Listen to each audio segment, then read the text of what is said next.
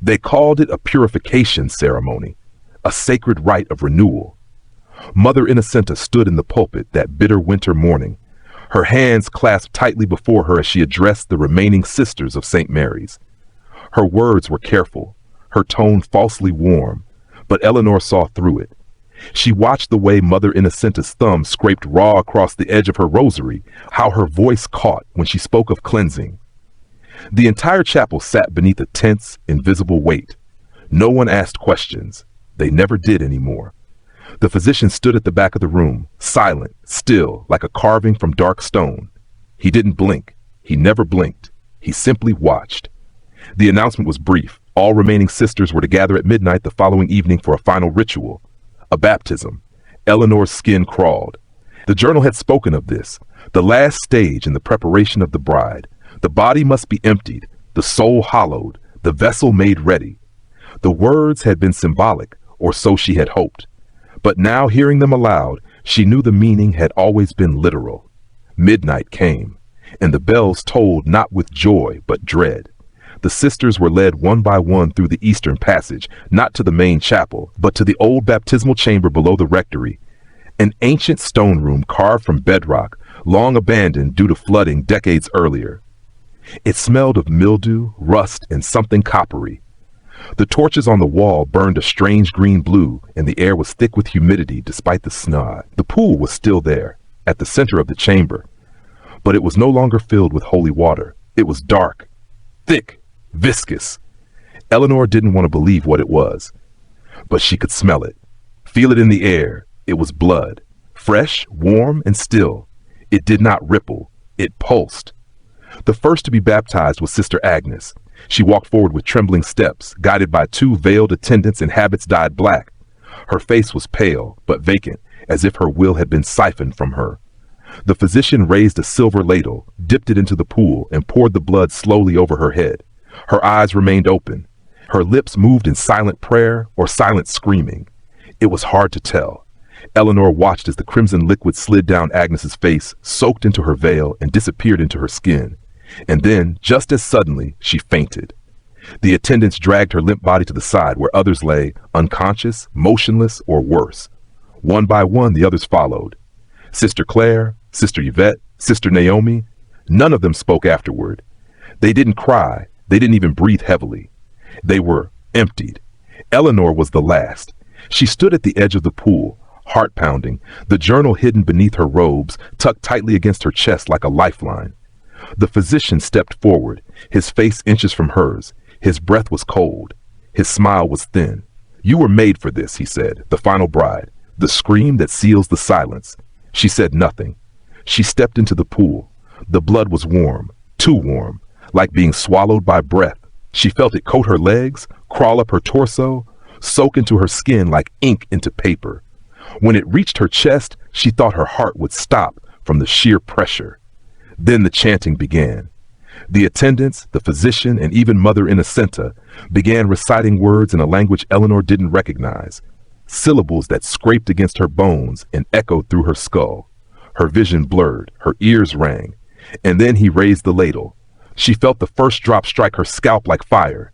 The second hit her eyes, the third entered her mouth, and she screamed. It was not a scream of fear. It was not even pain.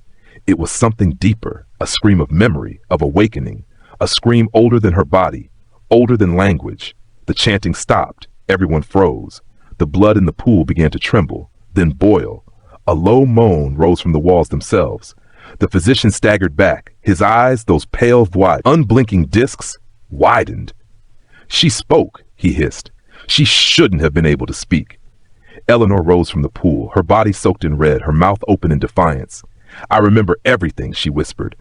"I remember what you did to them." And then, with one final scream, louder, sharper, filled with every stolen soul before her, the blood exploded outward. It hit the walls like a wave, extinguished every torch, and knocked every figure in the room to the floor. Eleanor stood alone, glowing faintly in the aftermath, the journal still clutched to her chest. The baptism of blood had failed, or perhaps it had worked in a way none of them expected. She was no longer hollow. She was full, and now she burned. The garden had once been the soul of St. Mary's. It was a quiet place of retreat for the sisters, a sanctuary of beauty and growth in a life otherwise filled with discipline and silence. The roses had been Sister Josephine's pride, red, white, even rare blue varieties that never should have survived the Wisconsin climate. The birch trees along the edge provided shade in summer, and in autumn, their golden leaves blanketed the cobblestone path like a whisper of heaven. It was in the garden that Eleanor had once laughed, where she had knelt in prayer not because she was commanded, but because she felt moved, where Sister Beatrice had shared stories of her childhood in Maine, and where Sister Naomi had once sung in a voice soft as mist. The garden had been alive, but now it was dead. The change had not been sudden. It crept in like a sickness. First, the flowers stopped blooming. The roses withered in their buds, the soil around them blackened. Then the trees, strong and tall, began to split open at their trunks, leaking sap that stank of copper. Moss grew where it shouldn't. The birds vanished. And then came the ash. It fell overnight, fine and gray like powdered bone. No fire had been seen. No smoke had risen. But when the sisters awoke, the garden was blanketed in it. The path was gone. The statue of the Virgin, once lovingly cleaned every Saturday, was now cracked and blind. Her face had eroded as though eaten by centuries of wind in a single night. Her arms, once outstretched in welcome, now looked like they were reaching for something that wasn't there. Eleanor stood in the center of it all, the hem of her robe soaking in ash. Around her, the remnants of the failed ritual still clung to the air. The baptismal blood was gone, but its scent remained, faint, metallic, buried beneath the scent of scorched soil. She had not slept since the night she screamed. Something inside her had changed. She could feel it when she blinked, something watching from behind her own eyes. The others noticed it too. Sister Claire no longer met her gaze. Sister Yvette flinched when Eleanor passed her in the corridor. Even Mother Innocenta had retreated into her chambers, where the candlelight glowed through the crack in the door at all hours. The convent had turned in on itself. No more prayers were spoken aloud. Meals were taken in silence. Confession had ceased entirely. But Eleanor was not afraid. Not anymore. Something had awakened in her, and it had brought with it a memory, not of her own, but of another bride who had come before. Late at night, when the walls groaned and the wind hissed through the stained glass, she saw flashes, images, thoughts, pain that didn't belong to her. A hand reaching for the altar, a scream in a foreign tongue, a veil soaked in blood, a garden much like this one, filled with fire. She began to walk the garden every morning. She didn't know why. It was no longer peaceful, but something called her here, something buried deep beneath the soil. It began with the dreams. In them she stood in the garden, barefoot, beneath the birch trees. The sky was red. The flowers were made of teeth. The earth pulsed. Beneath her feet she felt a heartbeat, slow, steady, ancient, and always, always the voice behind her whispered, "It's growing again." Then she'd awaken, always with ash in her palms, though her hands had been clean when she went to bed. She started digging on the seventh day, not with tools, with her hands. She didn't know where to begin, so she simply dropped to her knees beside the central rose bush, the one that had once been Josephine's, and began to claw. The ash was thick, clogging her nails, drying her skin. Beneath it, the soil was warm, too warm. She dug deeper, 3 inches, 6, 9. Her fingers hit something soft, leathery. She pulled, and the object came free with a sickening sound. It was a book. Not a journal like the first. This one was older, wrapped in skin so thin it looked translucent. Pages were bound with twine soaked in what appeared to be fat. The writing inside was in multiple hands, some Latin, some ancient script, some symbols Eleanor could not identify. At the center of the first page, a phrase repeated again and again: ashes for breath, bone for bloom. From death, the bride becomes the womb. She took the book to her cell and read by moonlight. It spoke of rituals, of planting flesh in sacred soil, of feeding the earth with the chosen 13, of awakening a mother buried far below, a deity or force, unnamed but ever present, whose silence demanded voice. And the garden was her altar. That was why it had flourished, why the roses had bloomed out of season. The sisters had been feeding it for decades, perhaps centuries. Every transfer, every vanished nun, every body buried without record had returned to the earth beneath this cursed soil, not to rest, to nourish. It was then Eleanor remembered what Margaret had said before her disappearance. "She's underneath us, listening." Eleanor dropped the book and retched. She now understood. The ritual was never about exorcising evil. It was about inviting it to gestate. Each nun was a root, each baptism a watering, each death a seed. And Eleanor was the final bloom. The garden would birth her, or something through her. The next morning, Eleanor returned to the garden. The ash was thicker now. The path gone entirely. The trees had twisted, their bark warped like scarred skin. The rose bushes were growing again, but not with flowers. With flesh, pale petals, vein-thin, damp with something pink. At the center stood the physician. He smiled. "You felt her, didn't you?" he asked. Eleanor said nothing. "She's ready. She's hungry." "You lied to," Eleanor whispered. "To all of them." He nodded. "Of course. But they wanted to believe. Faith is a lovely prison." He stepped toward her. "Do you know what she is, Eleanor?" "No.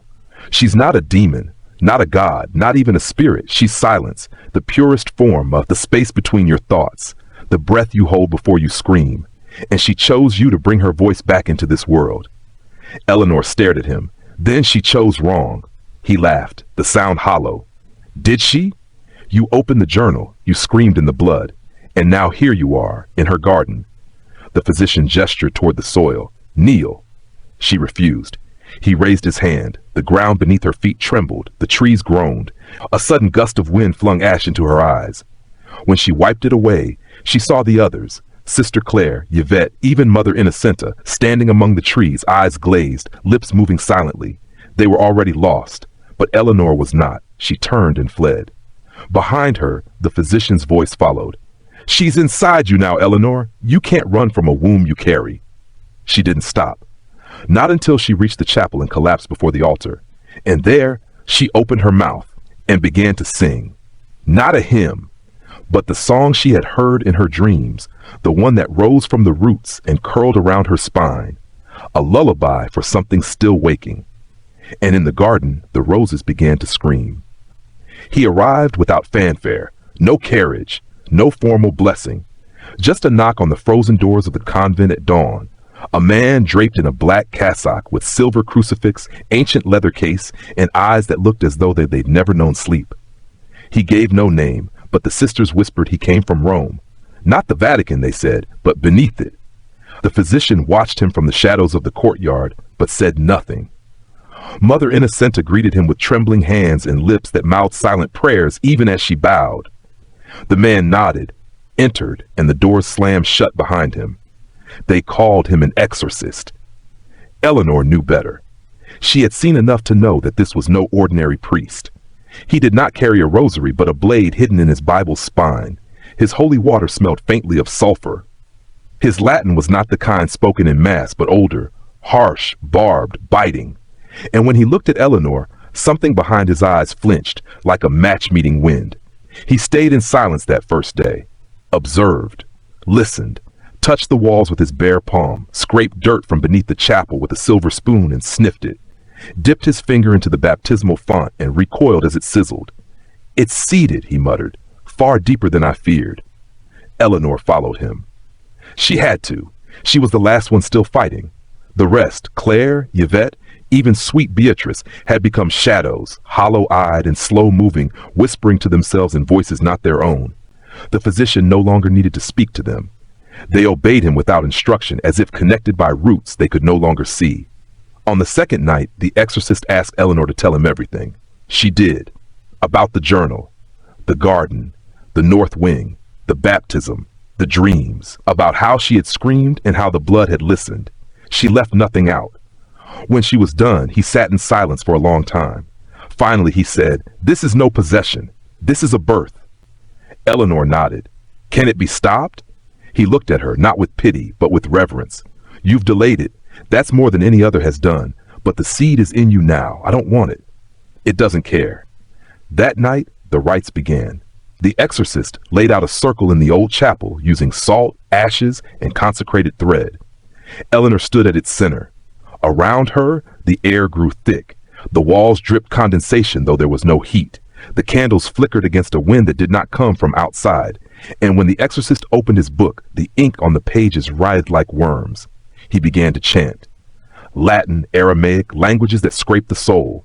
The ground trembled. The pews rattled.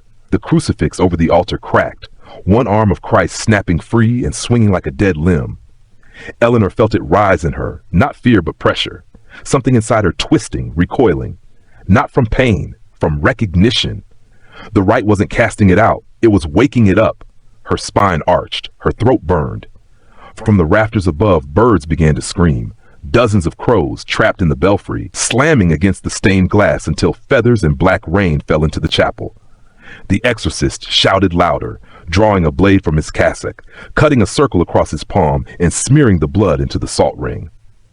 Eleanor collapsed, but the thing inside her rose. The voice was not hers. She is soil, she is seed, she is sacred and profane. The candles went out. The wind died. The room went cold. And from the shadows the physician stepped forward, smiling. "She's not yours to cleanse," he said. The exorcist turned, blade drawn, but it was too late. The salt circle cracked. The ashes lifted from the floor and swirled into the air like a cyclone. The chapel doors blew open.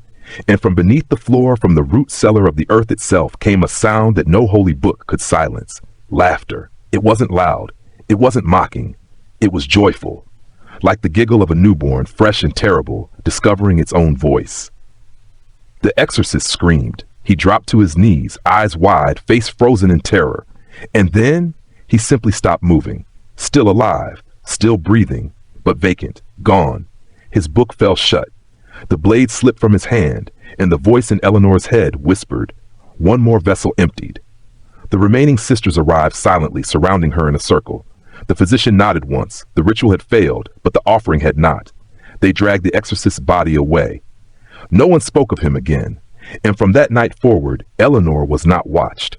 She was worshipped. She was no longer the 13th bride. She was becoming the mother. Would you like to proceed with part 11, The Silent Screams, or need visuals, audio cues, or recap notes for earlier episodes? They never spoke of what happened, not in confession, not in hushed prayers, not even to each other. 3 women, the only 3 to ever walk away from the limestone walls of St. Mary's Convent with their bodies intact and minds still flickering with reason. 3 women out of 23, each bearing a different wound, a different curse, a different scar. And even decades later, when time and distance should have dulled the memory, none of them ever spoke a word. But records remained, scattered, buried, altered, enough to piece together fragments of what they endured and what they chose to live with instead of die for. The first was Sister Agnes, the most devout of them all. She was the youngest to take her vows that fateful winter of 1857, barely 17, with cheeks red from frostbite and eyes full of something not yet broken. She had come to St. Mary's from an orphanage in Milwaukee, placed by the church after a string of unexplainable behaviors. Sleepwalking, violent seizures, and speaking in tongues. They believed her possessed. The convent believed her chosen. She lasted 8 months. When the baptisms began, Agnes fought back. She bit one of the veiled attendants, spat on the physician, broke her own fingers to avoid being made clean. The journal Eleanor had found referenced her as the one with fire behind her ribs. One night, she vanished. They said she had been sent away to the mission in Dakota, as they always did. But months later, she was found wandering the forest, barefoot and half frozen, covered in scratches and rosary beads tied too tightly around her throat. She never spoke again. Was placed in a sanitarium in Green Bay under the name Mary Catherine Holloway. She lived until 1912. Her last drawing, still preserved, depicts a garden of blooming mouths and a nun with no face watering them with her blood. The second was Sister Mary Collins. She was different, older, hardened. A school teacher from Boston who had joined the order late in life after the death of her husband. A woman who believed in duty and tradition. She did not scare easily. She had already grown suspicious by the time the others started vanishing. She kept notes, watched the physician from the shadows. She traced the lineage of every transferred sister and discovered that none had ever arrived at their destinations.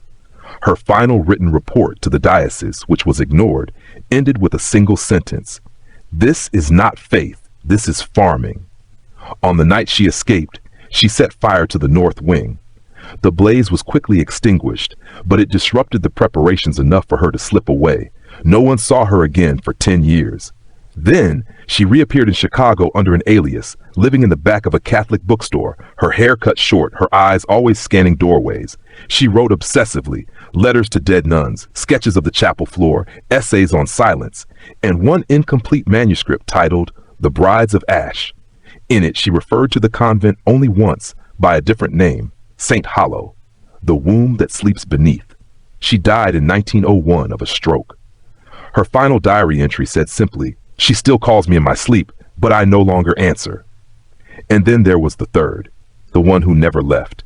Sister Elizabeth. She had arrived at St. Mary's as a novice just a year before Eleanor. Gentle, soft-spoken, deeply empathetic, the kind of woman who cried during liturgy, who tended to birds with broken wings, who fasted too hard during Lent out of guilt. But Sister Elizabeth had a gift. She could hear things others couldn't. Whispers in walls, cracks in sermons, sobs behind smiles. Eleanor once called her the girl with ears like the dead. When the disappearances began, Elizabeth grew quieter, withdrawn. She carried her Bible everywhere, but she no longer opened it. She traced the cover over and over with her thumb, as if trying to remember what it meant. When Eleanor confronted her about what she knew, Elizabeth wept and said, "She wants to be born, and I think I want her to." But Elizabeth never vanished.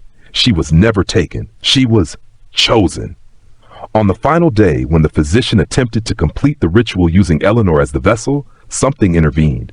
The silence in the walls changed pitch. The earth beneath the chapel trembled not with hunger, but with warning. And in the moment when Eleanor's voice should have been stolen forever, it wasn't. Because Elizabeth screamed. She screamed a name no one understood, a name not from any language spoken on this earth, and the candles burst. The physician staggered, and Eleanor awoke with her own voice still intact. Elizabeth was found the next morning, sitting in the garden, eyes wide open, mouth still bleeding from where she had bitten off her own tongue. She lived, but she never spoke again. She remained at St. Mary's, even after the convent was quietly closed in 1863. The diocese claimed it was due to unsustainable operating costs and the emotional toll of the war years. The truth was never printed. Elizabeth tended the ruined chapel, slept in the garden shed, ate only bread and water. Some say she continued planting the roses, though they never bloomed again. Others say she whispered to the ground at night, sang lullabies to something deep below. She died in 1919. Her grave is unmarked.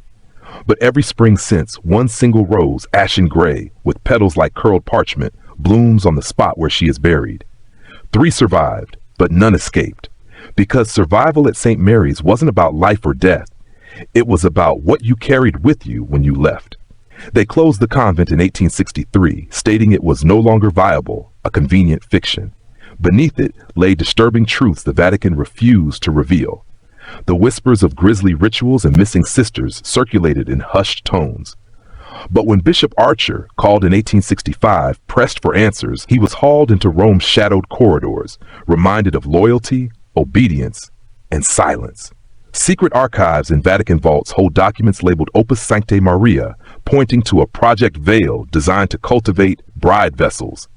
Reports describe invasive procedures precisely aligned with surgeon doctors' notes, surgical drawings, ritual logs, and forced pregnancies that ended in ritual deaths. Those files, once strictly sealed, were buried under layers of bureaucracy until a chance leak in the 1950s by Jesuit Arthur Andreni, a frightened whisper of rebellion. From a trove in Switzerland, Andreni brought to light trial confessions of Sister Agnes, Mary Collins, and clandestine confessions by Eleanor de Sanctis, who pleaded in secrecy with Pope Leo III to acknowledge the crimes before her death in 1902. Cardinal Lucca appears centrally involved, a man torn between loyalty to church structure and guilt. He arranged for the sisters to vanish, calling it transfers, and assigned them new identities in remote Catholic safe houses. The physician disappeared too, likely executed or absorbed into a secret order devoted to safeguarding doctrine at any cost. Records show Sister Elizabeth was laicized and made legal caretaker of abandoned convent properties, keeping an eye on St. Mary's ruins while silencing prying questions. It wasn't until 2008 that Vatican archivist Maria Rossi leaked redacted files, outlines of blood baptisms and North Wing rituals, along with medical diagrams of nun subjects. The Vatican responded with public statements framing it as cultural misinterpretations and swiftly resealed the archives. The paperwork silently vanished again until seen on encrypted servers in the 2021 Maison Rouge leak. Today, St. Mary's is a state ruin. Guided tours now pass over redacted plaques. Ground-penetrating radar found an ossuary beneath the north wing. Bones from at least 13 individuals, none identified as virginal brides of Christ. Descendants of Sister Agnes and surviving Mary Collins now meet quietly, sharing DNA tests tied to the remains, proof that the veiled lie of transfer was just that, a lie. DNA matches discovered in the Stay, Rose Cemetery in Wisconsin affirmed the truth. The missing women stayed underground, hidden in silence. Eleanor, Sister Eleanor de Sanctis, never lived to see justice. She died praying they would remember her before they forgot her. Her private appeal to Pope Leo XIII, never acknowledged, ends on a final line. I have screamed in blood, but no one hears me. I pray the future will. The wind picked up as they approached. A cold, moaning breeze that rushed down the crumbling stone steps of St. Mary's and whipped through the broken windows like an echo of ancient suffering. It was late April, well beyond the snow, yet the air over the convent still carried the faint sting of frost. Moss slithered over windowsills and wrapped itself around the remnants of Gothic arches. Vine tendrils curled through empty doorways. Even the birch trees, once heartbeats of the garden, had returned, strong, unruly, growing straight through the cracked floor. At the edge of the courtyard stood Dr. Clara Bennett, archaeologist and folklore specialist, her clay-streaked boots planted on the fractured cobblestones. Behind her was her team, Leon, the geologist, Marisol, forensic anthropologist, and Luke, the documentary filmmaker, camera swinging by his side. Local rumors had reached them months ago. Stories half heard over dinner tables in nearby towns, whispered by old men with whiskey breath, by hikers who spoke of midnight shadows and phantom prayers echoing from the ruins. They were here to document history, to find burial sites, to recover artifacts, to tell the world what the church had tried to bury for over 160 years. They crossed the threshold with reverence and fear. The foyer was choked with the scent of mildew and earth. Debris littered the floor, fallen beams, shattered glass, rusted hinges. The team spread out. Folding lights in hand, they ascended the front stairs, their steps echoing against stone. Everywhere they looked, they saw decay and resilience entwined. The altar was gone. Only pieces remained, cracked marble slabs and half-buried pews. The statue of the Virgin lay face first in rubble, its robes chipped and cracked, one hand clutching a strand of dried ivy. Feels like we're not alone, Luke whispered as he panned his camera over the nave. Nothing more than echo playing tricks, but enough to set pores prickling. For Clara, each crack in the floor told a story. This one wide and black. Acetone stain? She knelt, swept the ash aside. Not ash, bone dust. She collected a sample. Behind the high altar they found plaster swirls, the shape of a bricked-up wall, now collapsed. Someone had tried to erase what lay behind. Leon traced his light over the remains of a hidden stairwell. They paused. Had another passage existed? The team fanned out. Luke swept beams toward the back. Clara checked side rooms. Marisol looked under collapsed pulpits. Leaning against a dirty partition, Luke spotted it. Carved into the stone, a single Roman numeral, a chilling reminder of the 13. Nearby, on the floor, a locking mechanism half buried in debris. The Bible Clara found was brittle, soaked in dark stains, open at Psalm 88. Why have you abandoned me? They exchanged glances. It wasn't just a ruin, it was a grave. Outside, dusk gathered. Marisol unrolled her excavation grid in the garden. 13 plots numbered with chalk. They had identified faint depressions beneath the overgrown paths, where recent ground-penetrating radar had shown anomalies.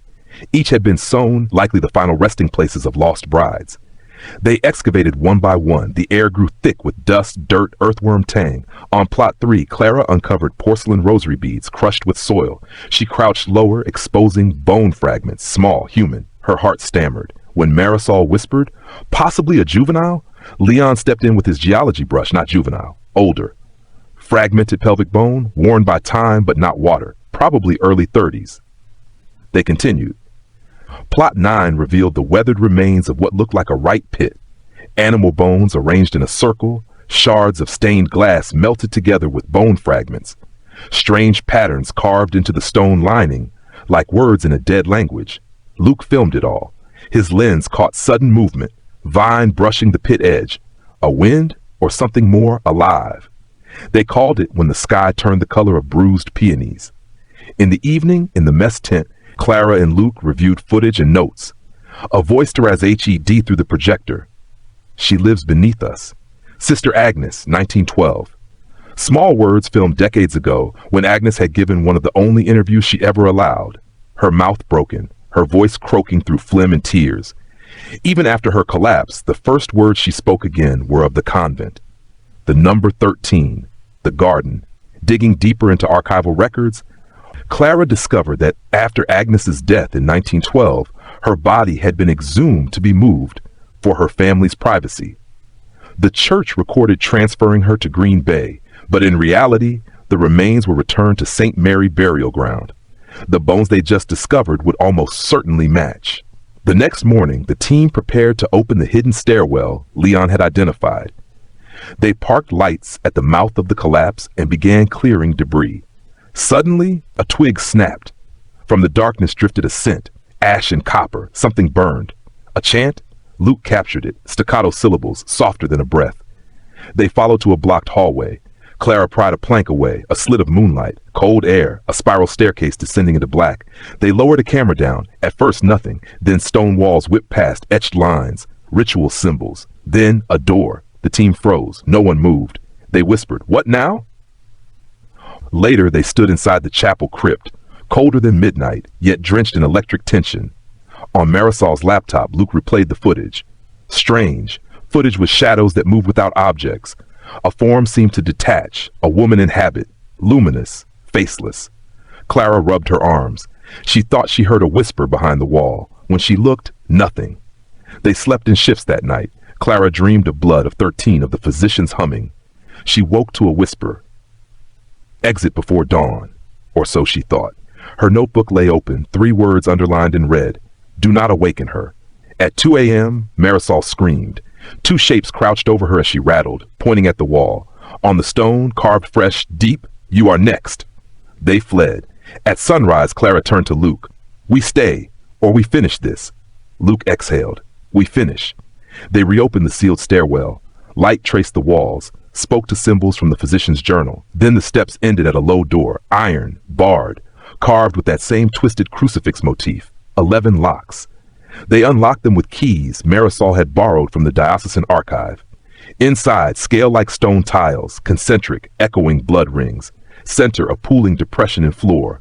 At the walls, flourishes of ash. The air pressed at their lungs. Clara knelt to inspect the floor. Tools scraped, a fragment of bone, a rosary, a prayer card melted to the stone. Then they heard something behind them. Heavy footsteps, slow, too slow for a person waking, yet deliberate. Luke panned his camera. Empty hallway. They edged toward the pool. From behind, a whisper. "She promised to awaken us." Luke jerked his head. Still nothing. But the camera feed showed movement. Not shadows, not wind, something shifting behind them. Clara froze. The pool shifted. Liquid darkened as if drawing its breath. The concentric rings pulsed outward as if living. They stumbled back upstairs. The door slammed shut. Someone or something was inside. Luke hammered at the door. No answer. Clara wrapped the journal pages she brought in cloth. Copies of Project Val, incomplete manuscript by Mary Collins, quotes from Elizabeth's silent legacy. They had to go public. They ripped down warning signage from the courtyard and placed evidence in bags. They filmed final shots, the garden drenched in ash, the collapsed north wing, the 13 pits, the exit stair. Luke panned up to the broken windows. St. Mary stands, but so does she. They were gone by dawn.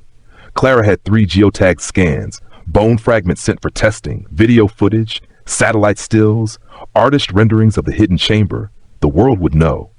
And yet as they drove away, Marisol whispered under her breath, "She was there." The wind caught the words. Over their shoulders the windows rattled, and in the ruins they left behind that 13 roses bloomed, ashen red petals trembling in a breeze only they could feel. The wind carried a strange stillness, like breath held by something ancient. Clara Bennett stood at the convent's entrance again, notebook pressed against her chest, as if the pages themselves could shield her from what they were about to face.